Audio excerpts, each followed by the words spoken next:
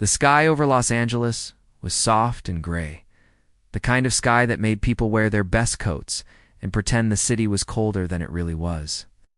On a quiet street tucked between high-end boutiques and luxury restaurants, a modest place called Le Jardin du Ciel opened its heavy brass doors to the elite of the elite. It was the kind of restaurant that didn't take reservations, it granted them. Inside, everything gleamed. The chandeliers dripped crystal tears. The marble floors held no smudge of imperfection, and the staff moved like dancers in a silent ballet. It wasn't just a place to eat. It was a place to be seen. But on that Thursday afternoon, someone walked in who didn't care about any of that. He wore a simple black hoodie, jeans, and scuffed boots. His hair was tied back. His beard looked like he hadn't trimmed it in days. He walked in quietly, with his hands in his pockets, as if he was just there to grab a sandwich and leave. A young waiter spotted him immediately, tall blonde with a crisp shirt, and the kind of smile that came from knowing he worked at one of the most exclusive places in the city. He moved in fast. "Sir," the waiter said, blocking his path gently, "I think you might be looking for somewhere else." The man looked up, confused. "I heard this place serves good tea." The waiter gave a polite but tight smile. "We do, but we have a strict dress code. Also, this establishment is more private. Our clients value discretion." "Here to cause trouble," the man said calmly. "I just thought I'd sit for a while." Another waiter approached, whispering something in the young man's ear. The young waiter's face froze. His eyes went wide, turned pale, like the ground beneath him had shifted. Because the man in the hoodie wasn't just anyone. It was Keanu Reeves. And suddenly, the restaurant wasn't so quiet anymore. Before we get there, for the cameras and the whispered apologies, we have to go back a few hours. Keanu had been walking aimlessly that morning. His schedule was free for the first time in weeks. No interviews, no filming, no expectations. He liked days like these. He could breathe, he could think. He could remember because there was something heavy on his heart that day. It was the anniversary of his friend's passing. Jonas had been his stunt double for 15 years. They had traveled the world together, laughed together, protected each other on set. Jonas was more than a colleague. He was a brother. 2 years ago, Jonas had been hit by a drunk driver, gone in an instant, no warning. No goodbye. Keanu had gone to the funeral. He had stayed late, cleaned up, hugged Jonas's mom, but he never really grieved, not fully. He always put others first. Always kept his pain silent. But on this gray Thursday, it all bubbled up again. He remembered something Jonas used to say. Whenever they walked past fancy restaurants they couldn't afford in their early days, someday they'll invite us in. They won't know who we are, but they'll feel it. They'll let us sit anyway, so maybe on a quiet wish.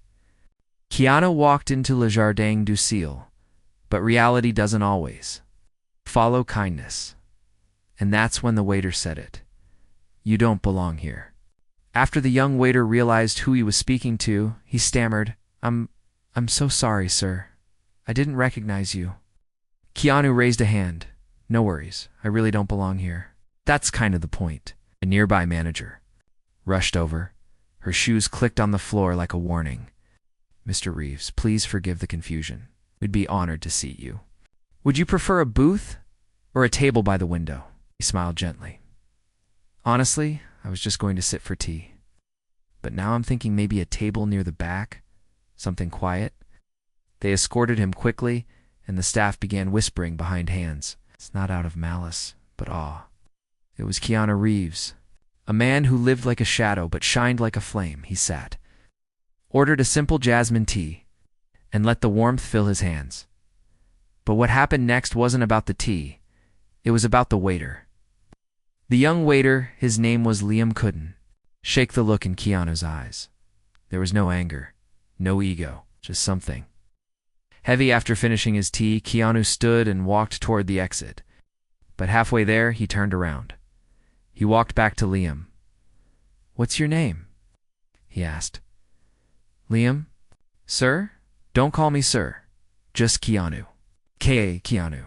Keanu nodded slowly, then reached into his pocket, pulled out something small and folded. "This is a card," he said. My friend used to carry it with him. He gave me a stack once, said to only give them out when it really mattered. Liam opened the card. It read, "You matter more than you know. Keep going." There was no number, no logo, just those words. Liam looked up, and for the first time his voice cracked. Why me? Keanu smiled softly. Because I've been where you are, feeling small, like I didn't belong. You were just doing your job. But your eyes, before you knew who I was, I saw something in them. Fear. Doubt. Don't let this place tell you who you are. Liam's throat tightened. He couldn't speak, and then, without warning, Keanu turned to the front of the restaurant and did something no one expected. He walked to the host stand. How many reservations do you have waiting? He asked. The hostess blinked. Sir? Why? He pulled out his wallet. I'd like to pay for every table's meal, anonymously, and I'd like to invite anyone waiting outside to come in. But why? She asked. Keanu glanced back at Liam. Then he looked at the empty tables, because everyone belongs somewhere. Today, let it be here. Within minutes, the restaurant was buzzing with confusion. A man in a wheelchair was wheeled in by his daughter. A tired nurse on break was given a seat she'd never imagined she'd earn. A delivery driver, soaked from rain, was seated near the front with a full plate and warm coffee, and Liam, who had doubted everything about himself an hour ago, was now helping serve food to people who looked like they hadn't sat down in a real chair in days. Keanu didn't stay. He left quietly through the back. But the card remained in Liam's apron, in the story. It spread like wildfire, not because a celebrity paid for dinner, but because someone reminded a room full of people, rich and poor, busy and broken, that kindness doesn't ask for permission. Liam couldn't sleep that night. The restaurant had emptied by 9. The manager had walked around in a daze, thanking staff, wiping her eyes more times than she cared to admit. Even the head chef, usually a perfectionist who shouted orders, like a military captain, had sat in silence after the last plate went out, just staring into the kitchen light. But Liam went home and stared at the little card. You matter more than you know. Keep going. He held it like it was something fragile, like it might dissolve if he blinked too hard. He thought about what Keanu said. I've been where you are. That didn't make sense. How could someone like him, an actor known around the world, rich beyond anything Liam could imagine, feel small? Liam's room was small. One window. Peeling paint. It's a kind of place where you could hear your neighbors fighting through the walls. He had no car. He walked to work. Most nights, he skipped dinner to afford the rent. And worst of all, he didn't even know if he wanted to keep doing this. He used to dream of being a writer, but that felt like 100 years ago. Now he just carried plates and swallowed his voice until Keanu looked him in the eye and saw something Liam hadn't seen in himself for years. The next morning, Liam arrived at work early, way too early. The street was still quiet. Sky was still pink with morning. The kitchen staff hadn't even shown up yet, but someone else had. Keanu was standing outside, wearing the same boots, same hoodie, sipping coffee from a paper cup. You beat me here, Keanu said with a smile. Liam blinked. You're back, Keanu shrugged. Figured I owed you breakfast. Wait, what? Come on, Keanu said, nodding toward the little cafe across the street. My treat, and don't argue. Liam hesitated, but then he followed. They sat at a quiet table near the window. The cafe was empty except for one sleepy barista who didn't even look up from her register. So, Keanu said, stirring his tea, you ever write anything? Liam choked on his sip of coffee. What? Yeah. You look like someone who has stories inside him. Liam shook his head. Too, back in school, I wanted to write books, short stories, but that was a long time ago. What happened? Liam looked out the window. Life, I guess. Yeah. Keanu waited. My mom got sick. I had to take care of her. Then bills started piling up. She passed away 2 years ago. I moved here hoping for a fresh start. But dreams don't pay rent. It was silence. And then Keanu said something that landed like thunder. Dreams do pay rent. It's just not the way we expect. Liam looked up. I used to sleep in my car, Keanu continued. Back when I had nothing, Hollywood laughed at me. Directors passed on me. I once auditioned for a shampoo commercial and didn't even get a call back. Liam blinked. You really? Keanu nodded. Yep, and I almost gave up. More than once. But someone told me if the world tells you no, whisper your yes a little louder. Liam swallowed hard. And now you're you. Now I'm still figuring it out, Keanu said softly. Along the way, I learned that kindness travels faster than fame. After breakfast, Keanu walked Liam back to the restaurant doors. Listen, he said, I've got an idea. Liam raised an eyebrow. How about we do this again? Not breakfast. Something better. Like what? A night for people who've been told they don't belong. Liam looked confused. You mean like a dinner? Exactly. But not just for the wealthy or the famous. It's for anyone. Everyone.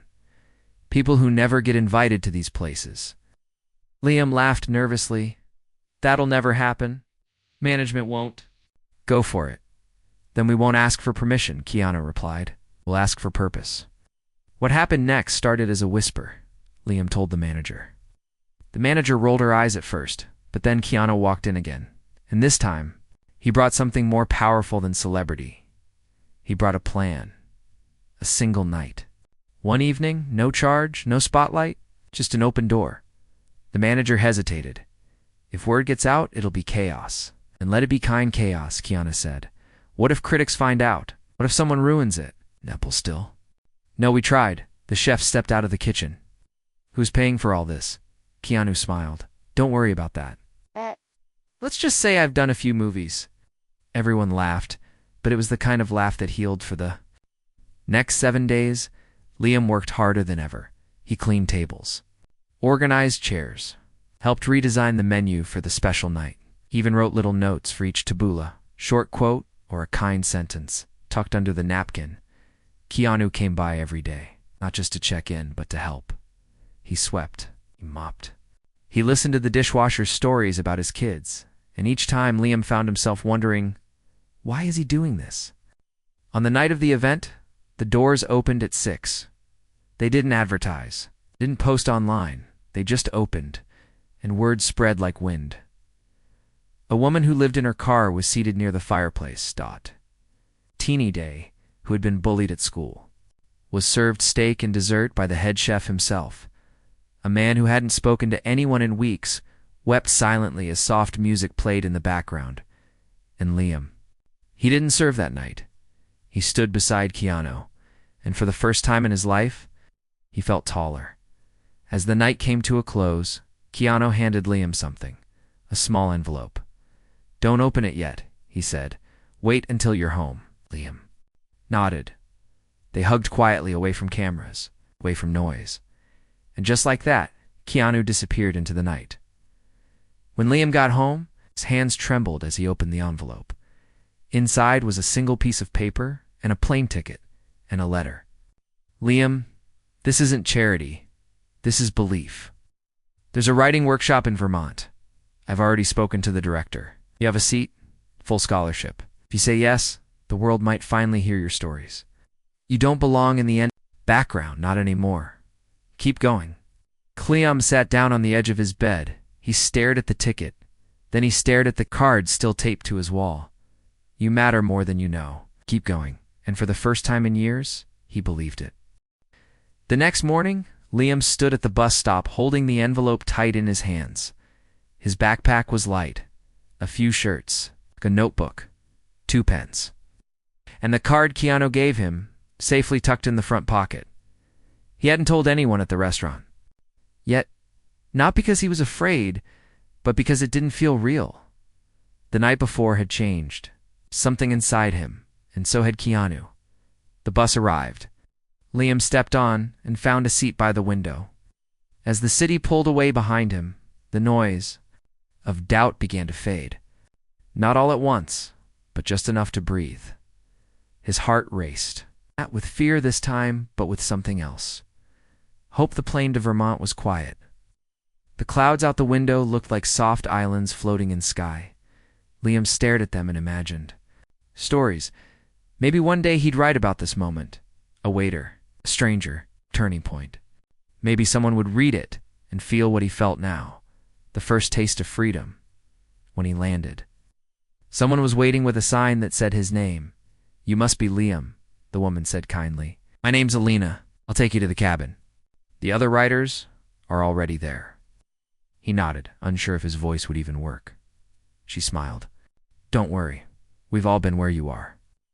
The cabin was nestled among tall pines and fresh snow. It smelled of wood smoke and coffee. Inside, 6 other writers sat around a long table. Some were older, some looked like students. But all of them had the same look in their eyes. They'd come to write, and maybe to heal. Liam introduced himself shyly. No one judged him. No one asked where he worked or what he wore.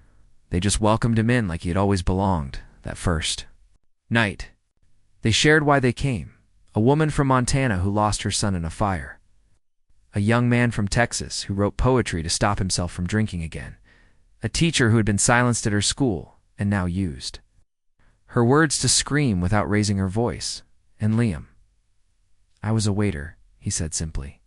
"But someone saw something in me." They nodded. They didn't ask for more. And that felt like peace. Every day they wrote from sunrise to lunch, then again from dusk until the stars appeared. The workshop wasn't about grammar or structure. It was about truth. "Don't write what's perfect," Elena said. "Write what hurts," and Liam did. He wrote about his mother. He wrote about the day she couldn't remember his name anymore. He wrote about washing dishes. While his dreams dried up in the corner, he wrote about the moment a stranger gave him permission to believe again by the end of the week. Liam had written 17 pages, and for the first time in years, he liked something he created. Really liked it. Alina took him aside one evening. "You have a voice, Liam. A strong one. Quiet but steady." He looked down. "You think people would read this?" "I think people need to." He swallowed hard. "What if I fail? What if you fly?"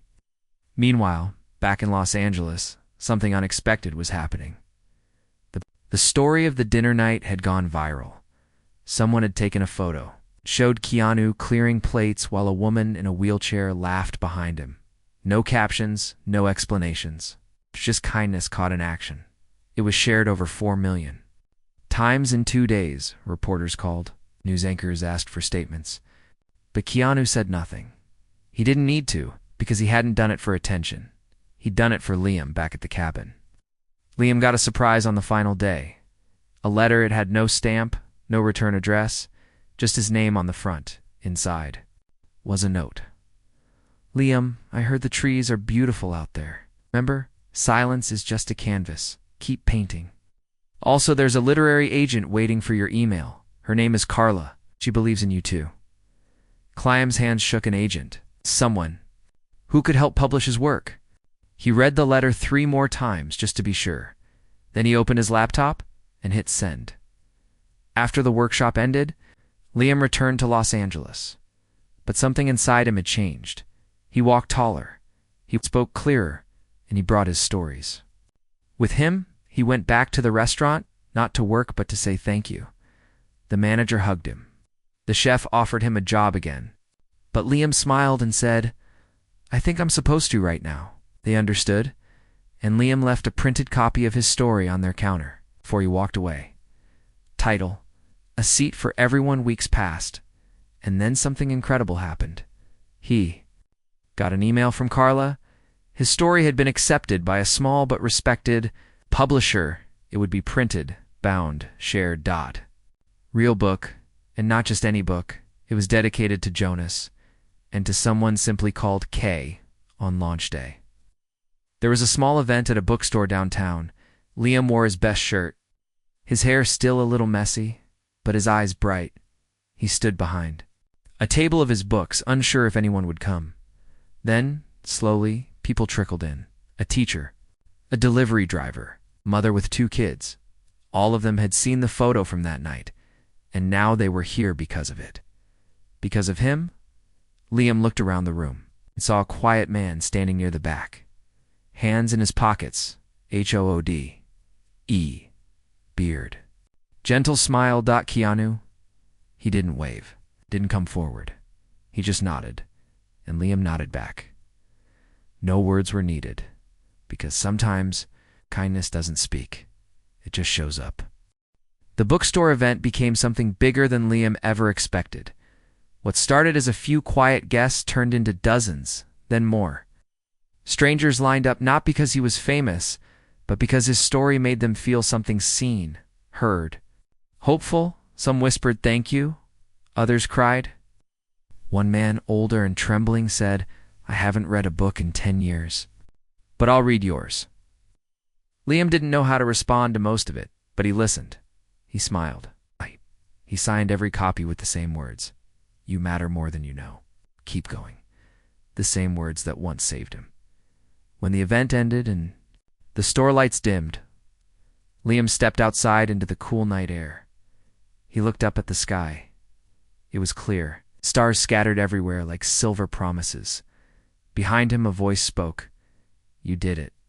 Liam turned. Keanu stood there, same hoodie, same calm expression, but this time, Liam didn't feel like the smaller one. "You came," Liam said softly. "Wouldn't miss it." They stood in silence for a moment.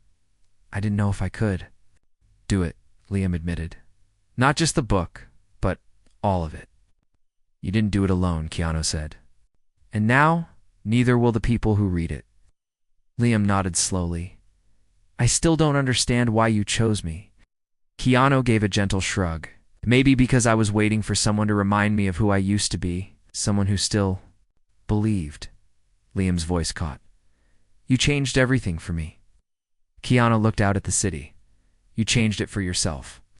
I just held the door. After that night, Liam's life kept unfolding in ways he never planned. The book caught attention in schools and libraries. He was invited to speak at colleges, community centers, youth shelters, not because he was a celebrity, but because he had lived through the ache and didn't pretend it wasn't real. One morning, months later, Liam received a call from a woman. In Chicago, her son had dropped out of school, hadn't spoken in weeks, until he read Liam's story. "He started writing again," she said through tears. "Your words reached him."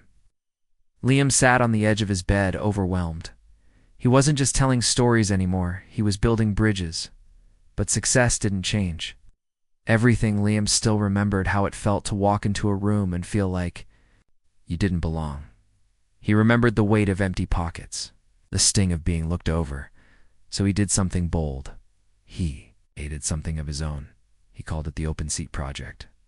Once a month, in cities around the country, a local restaurant would open its doors for one night, no reservations, no dress codes, no prices, just good food and kindness. The first event was small. It was 20 people. The next month, there were 50. By the end of the year, over 300 restaurants had joined.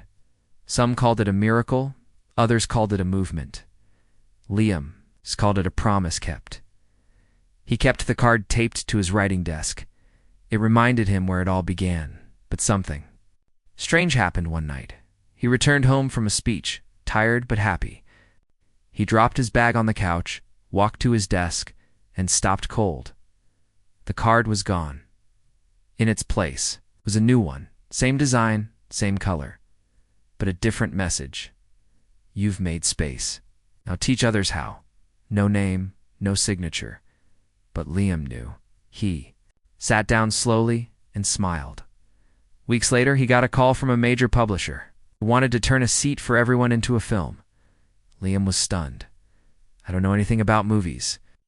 "We've already got someone in mind to direct," the rep said. "He's very familiar with your story." Liam froze. "Wait, do you mean?" The rep chuckled. "Yes." Keanu already said yes. The production moved faster than Liam expected. He visited the set. It was surreal watching actors play moments. He had lived washing dishes, serving tables, handing out cards, but the best part came on a rainy afternoon during filming. Liam was watching a scene from the edge of the lot. The actor playing him sat at a bus stop, holding the card. It was emotional, quiet. Real Keanu, wearing a headset and directing the scene. Looked over, then he walked up to Liam. "Want to be in it?" he asked me. "Where?" Keanu pointed. In the background, just walking past. Most people won't. Notice, Liam smiled. You always liked staying in the background. Keanu gave a soft laugh. True, but sometimes people like us have to step forward, even if it's just for a second. The film released 6 months later. It didn't win awards, but it won hearts. People around the world started their own open seat nights. Book clubs picked up Liam's story. Some schools made it required reading, but Liam didn't let the noise drown out what mattered most: the quiet emails, the small thank you notes, the whispered, "You helped me." Oh. Those were his trophies. Then one day he received a message from someone. Unexpected, Liam recognized the name instantly. It was the young man who had once whispered, "You don't belong here," at the restaurant door. His name was Ethan. He had quit shortly after that night, feeling ashamed. But now, he was studying to be a counselor. His message said, "Liam, I judged you that day. I didn't even know why. But you taught me something. Now I'm helping kids who feel like they don't belong, I guess. I just wanted to say thank you." Ethan Liam stared at the screen, heart full. He sat back, closed his eyes, and whispered to no one in particular, "We never know who we're reaching." Liam's story had already touched thousands, but what he didn't know was that it was about to reach someone he never expected. A boy named Diego, 10 years old, quiet, small, always in the back of the classroom. He didn't have many friends. His clothes were always too big or too old. And most days, he ate lunch alone. But he loved stories, and one day, the school librarian placed a copy of A Seat for Everyone in his hands. He read it in one sitting. Then again the next day.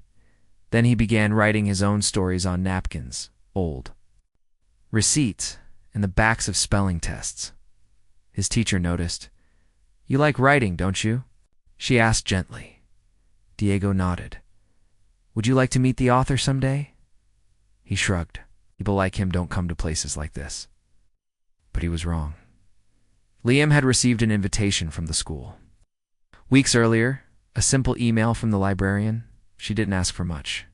Just said they had a lot of kids who needed hope, and Liam remembered what that felt like, so he said yes. No cameras, no press. Just a visit. He arrived on a Tuesday. The school wasn't fancy. Chipped paint, a cracked basketball court, a broken. The bell that rang late, but the kids inside, wide in, buzzing. The nervous energy felt like stars. Liam stood at the front of the library as the students came in. He spoke softly, told them about his old job, how he almost gave up, how one person believed in him and everything changed. And then he said, "Your stories matter, even if they start small." At the end, the librarian asked, "Anyone want to read something they've written?"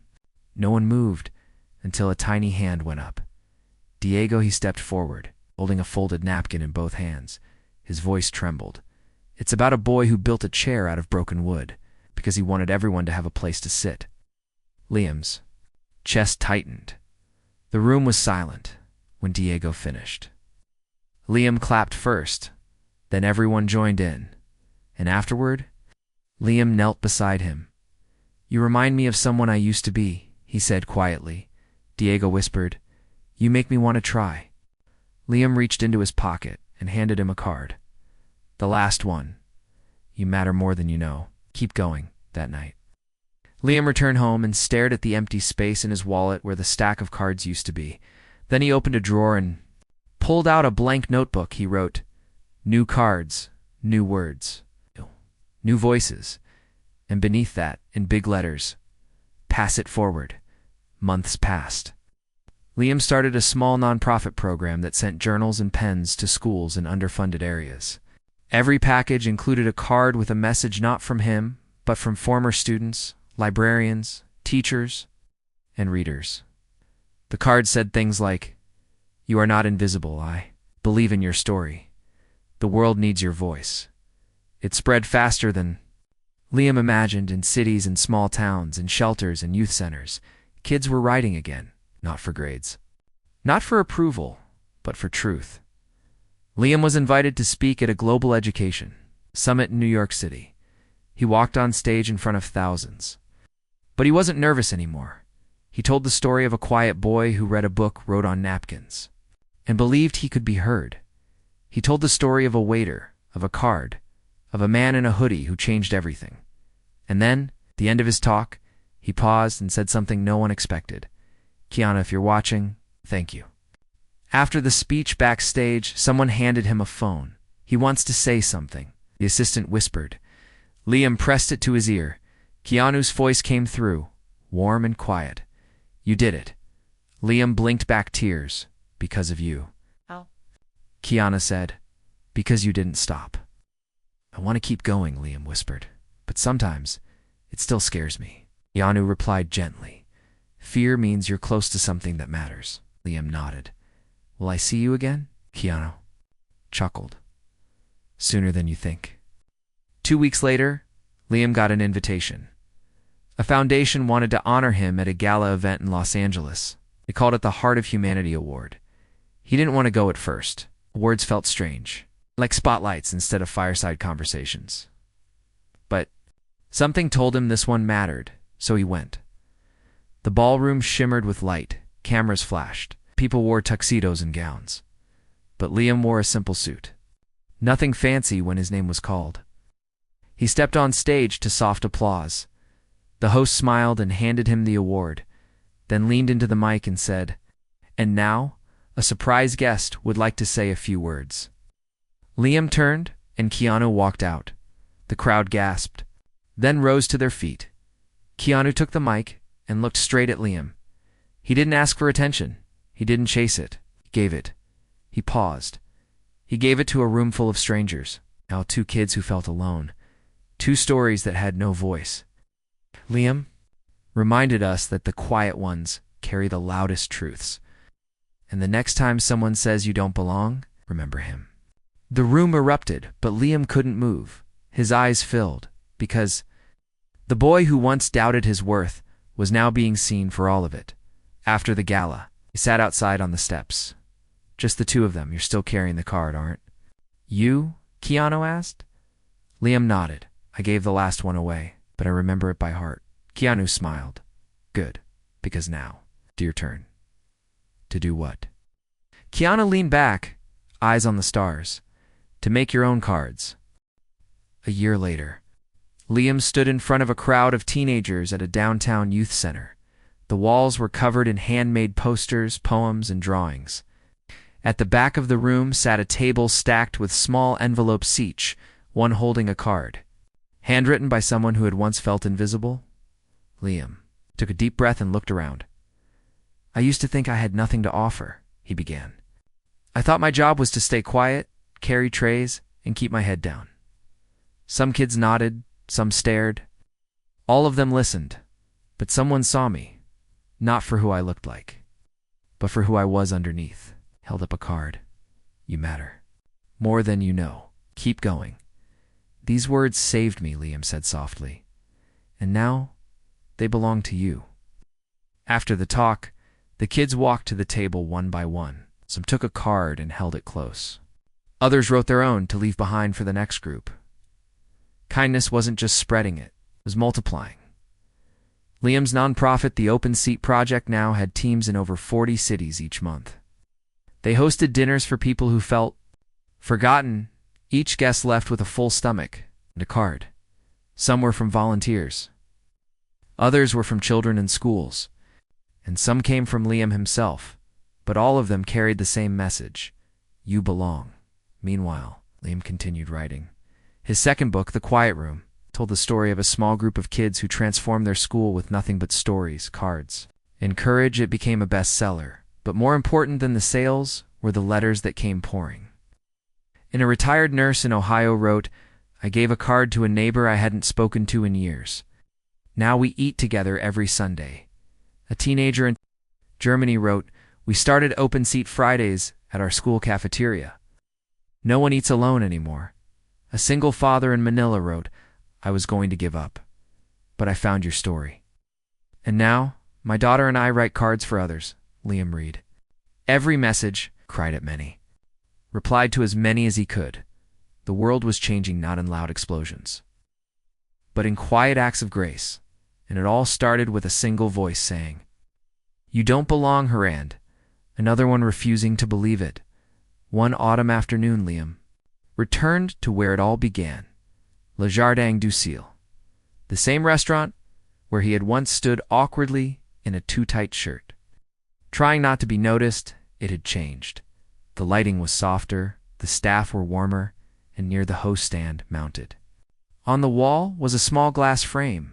Inside it was the original card, "You matter more than you know." "Keep going" beneath it, a gold plaque read, inspired by a guest who reminded us that everyone deserves a seat. The new manager spotted Liam and rushed over. "You came?" she said, smiling wide. "Just passing through," Liam replied. "Wood." "You like your old table?" she asked. Liam smiled. "Only if someone else needs it more." That evening, he walked out and crossed the street, sat down on a bench under a fading sky, just him and a breeze, and the quiet hum of traffic. But he wasn't alone. He never really had been, because kindness follows you, even when no one's looking later. That week, Liam received a package. No return address. Inside was a single card. It read, "You handed me a story. I turned it into a doorway. And now, others are walking through." Beneath the card was a copy of a new book, The Open Seat, a screenplay by Keanu Reeves and Liam. Liam ran his fingers over the title and closed his eyes. He remembered the boy at the restaurant. The tea, the fear, the surprise, the belief. A few months later, a new event was hosted in Los Angeles. They called it The Kindness Table. It wasn't held in a hotel, not a ballroom. It was held in a public park.